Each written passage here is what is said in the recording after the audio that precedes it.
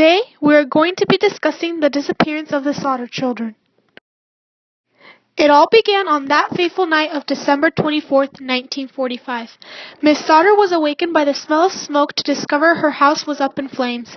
The Sodders and 4 of their 9 children rushed out of the house to safety. The remaining 5 children were still upstairs in their rooms, and once Mr. Sodder realized this, he went back into the house only to find that the staircase was engulfed in flames. He immediately exited the house in search of a ladder he always had leaning against the side of the house, only to find it was gone. He tried moving his trucks against the house to try and get on top of them and climb a window, but they wouldn't start. He even went in search of water barrels he had for his animals, only to find that the water they had was completely frozen. Any attempt he made at saving his children only led to hopelessness.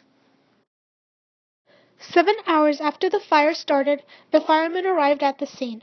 But by then, all that remained of the Sodders' home was ashes.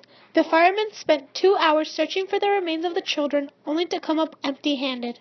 They concluded that the fire had been so hot that it had completely cremated the children's bodies. Miss Sodder refused to believe her children had died in that fire, so she went to talk to a crematorium technician who revealed something that would change the lives of the Sodders forever. The technician assured Miss Sodder that it was impossible for the children's bodies to have been completely cremated. So the question is, if they aren't dead, then where are they? The Sodders believed that their children could have been kidnapped and soon began to spread the news.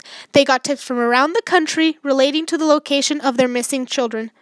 But all that they led to was dead ends. Years went by, and the family still had no whereabouts on the children. By 1952, they had put up a billboard on Route 19, which went through their hometown, Fayetteville, West Virginia, announcing a reward for any information relating to their children. The billboard was taken down in the 1980s after Miss Sodder's death.